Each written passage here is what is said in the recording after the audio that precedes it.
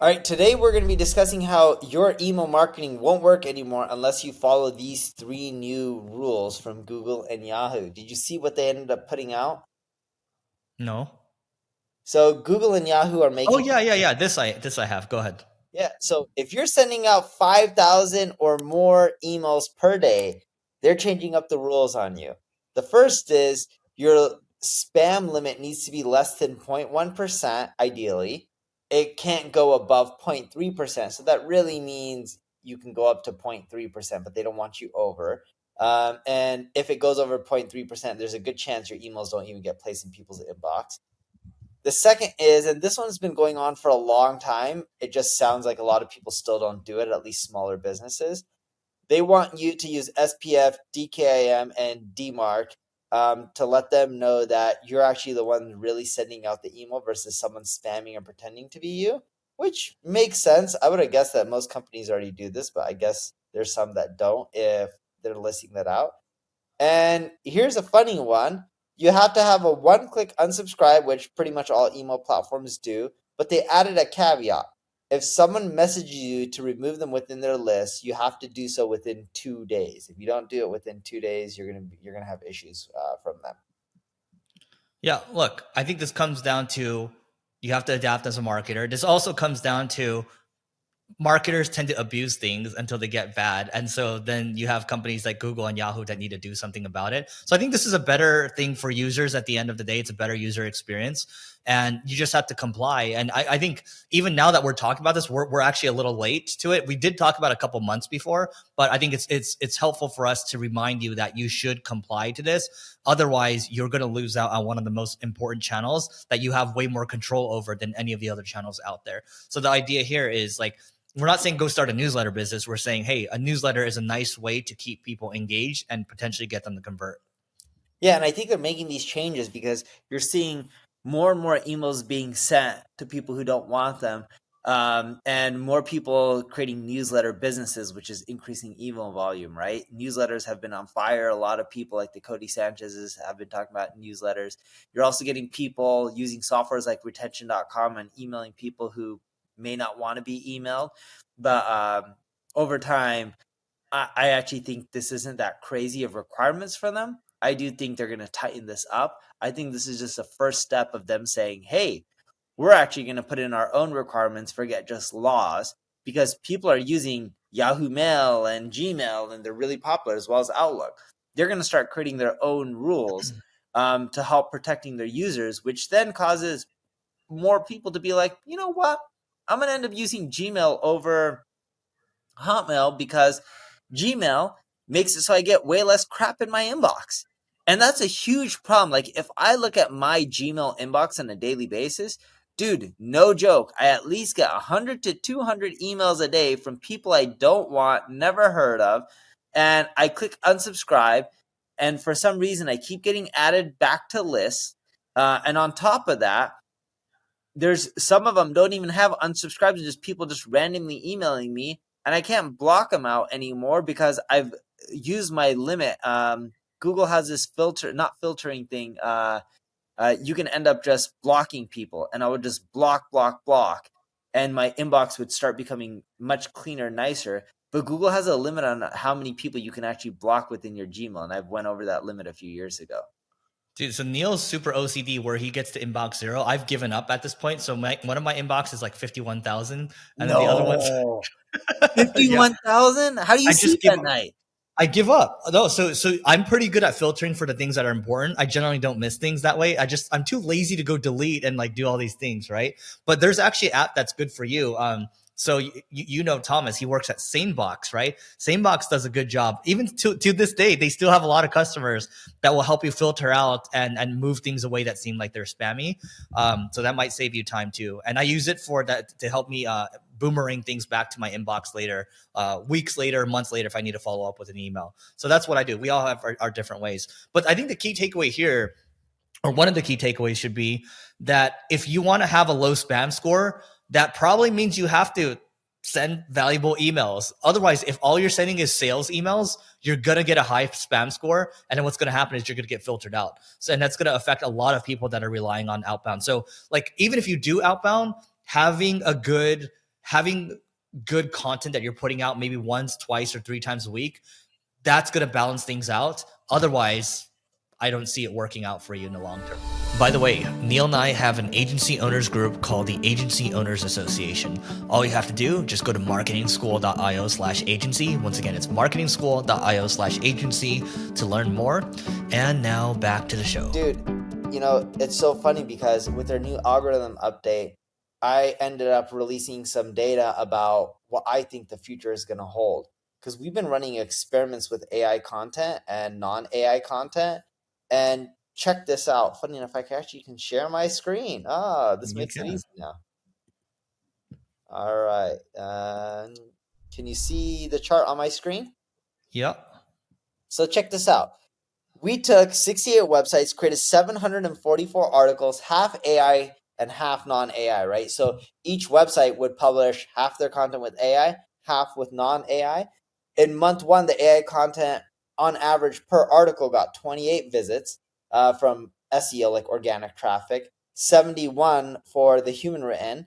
The month 2, 49 versus 155, month 3, 36, 139, month 4, AI content had 64 visits on average per article and 207 visits on average per article for human written.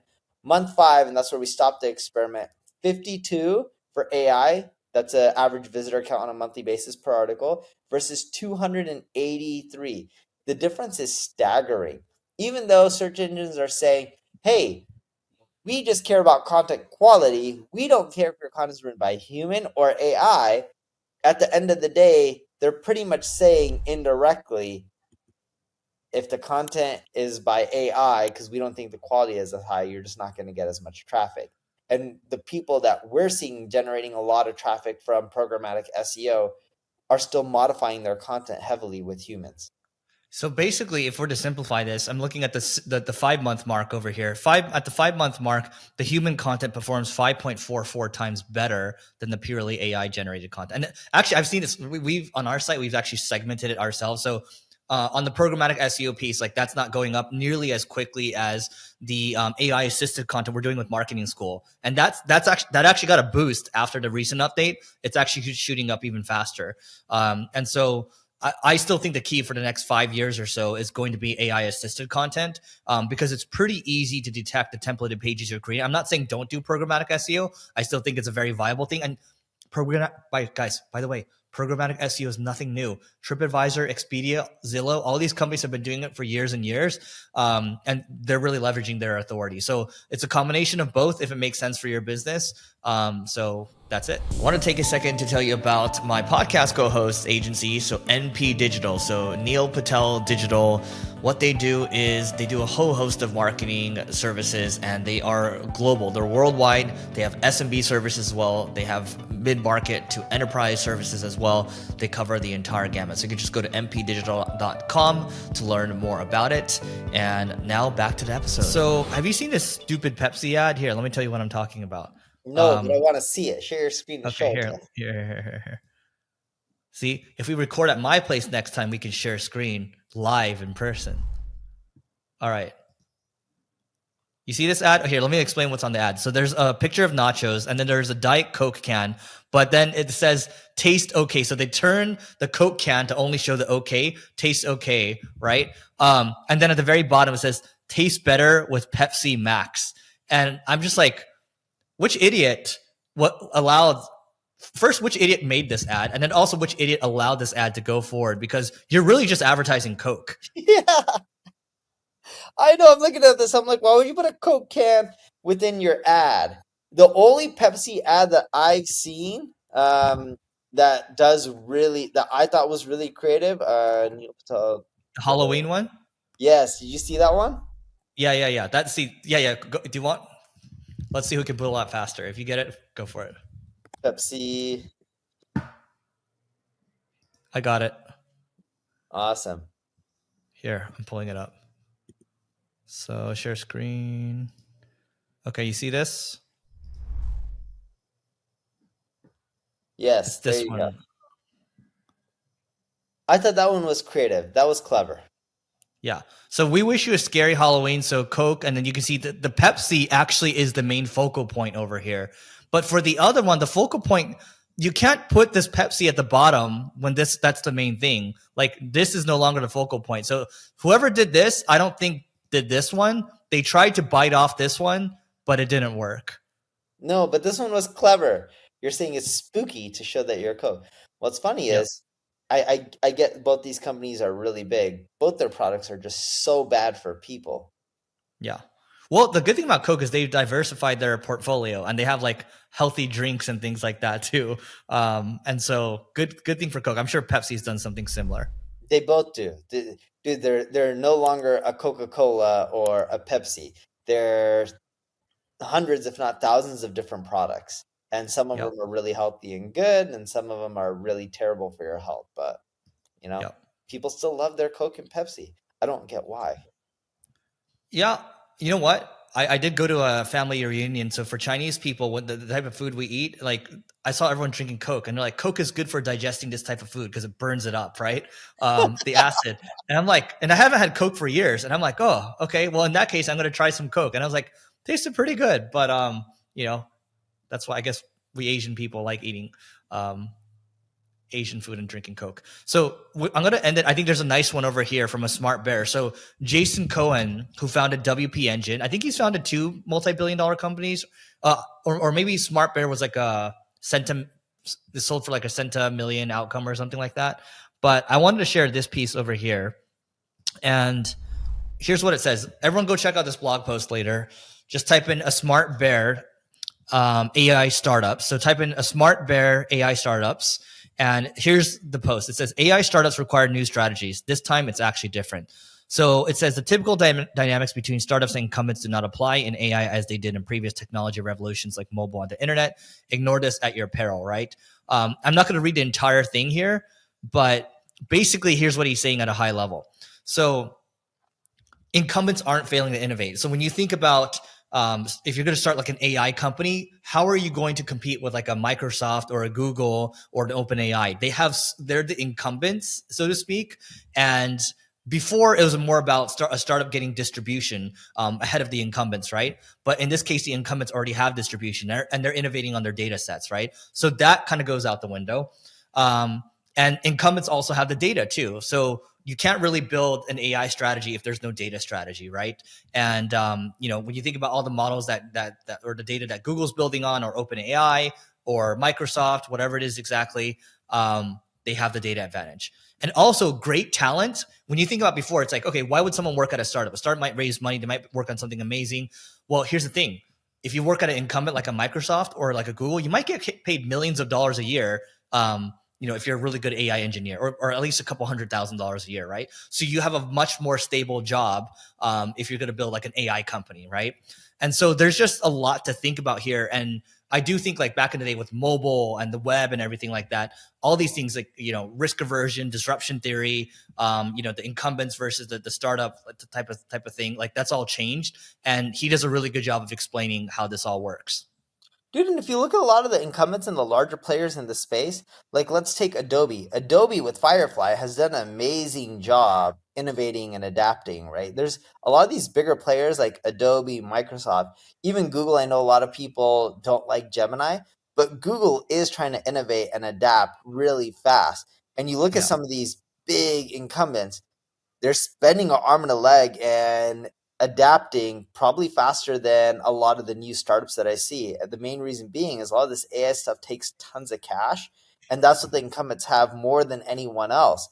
For startups to really leverage AI, some of them have to end up raising hundreds of millions of dollars, if not billions. It's hard to do what OpenAI did and others. It just takes too much cash. Yeah. Look, I think so. The main thing that Jason's saying here too is that this is what it's going to take to build an AI company, and the vast majority of people should not try to build an AI company. You can innovate on AI in your space. That's a different type of setup. I'm going to end it with this. This is a really good piece here. So, on disruption theory. So the innovator's dilemma is not a dilemma this time around. Disruption theory explains how little upstarts leverage new technology to topple incumbents, even though the incumbents see it coming and act in their rational self-interest.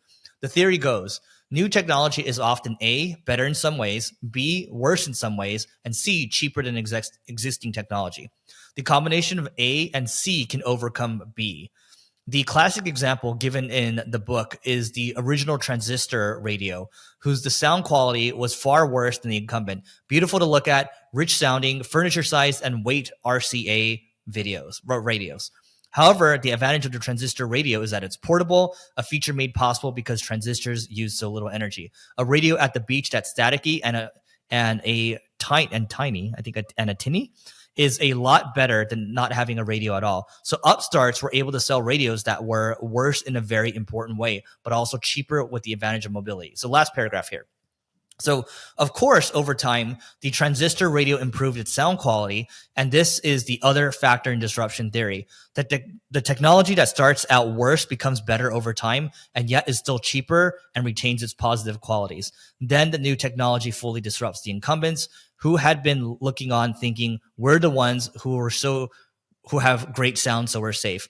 We're not even really competing with those toy radios. So he's saying this no longer applies in the world of AI. So I think we can end it on this. Just go check out the post. There's a lot more to explore here. We just wanted to give you a little taste of it, and think about how you can apply this to your business so you don't get left in the dust. So that's it for today. Please don't forget to rate, review, subscribe. And then if you want to grow your agency, if you're an agency owner, you can hang out in our community. You can learn more about our community, marketingschool.io/agency. And we'll see you tomorrow.